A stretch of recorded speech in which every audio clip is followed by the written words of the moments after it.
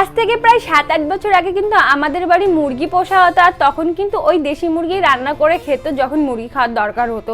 আর এখন দেখো যেহেতু আমার মা মুরগি পুষছে না, কিনেই খাওয়া লাগছে এই দেশি মুরগিগুলো। আর আজ আমি ফার্স্ট টাইমের জন্য রান্না করবো, আর এটা খেয়ে দেখবো যেগুলোর টেস্ট কেমন হয়। শুকনো লঙ্কার বদলে কিন্তু আমি এখানে কাঁচা লাল লঙ্কা দিচ্ছি। আর ফাইনালি দেখো এখানে আমি আলু ভাজা শুরু করে দিয়েছি। তোমরা হয়তো ভাববে যে আগে কেন খেতাম না, এখন কেন খাচ্ছি? কারণ আমি আগে মাংসাশী প্রাণী ছিলাম না, এখন আমি মাংস খাই। আগে শুধু আমি মাছই খেতাম। তখন দই দিয়ে বাটা মশলা দিয়ে ভালো করে ম্যারিনেট করে রাখা যে মাংসটা ছিল সেটা আমি দিয়ে দিলাম উনুনে, আর এটাকে ভালো করে কিন্তু আমি কষিয়েছি। আর তার উপর দিয়ে দিলাম বেটে রাখা লঙ্কা, আলু আর আস্ত কটা রসুন। এখন এর মধ্যে একটু জল দিয়ে দিয়েছি পরিমাণ মতো, আর ভালো করে ফুটলে এর মধ্যে দিয়ে দেবো গরম মশলা, আর উপর দিয়ে দেবো একটু ধনে পাতা। তো ফার্স্ট টাইম রান্না করছিলাম, একটু ভয়তে ছিলাম। মামনি এখানে রান্না করেছিল পোলাও আর আয়লা মাছ ভুনা। আয়লা মাছ তো আমার খুবই ফেভারিট।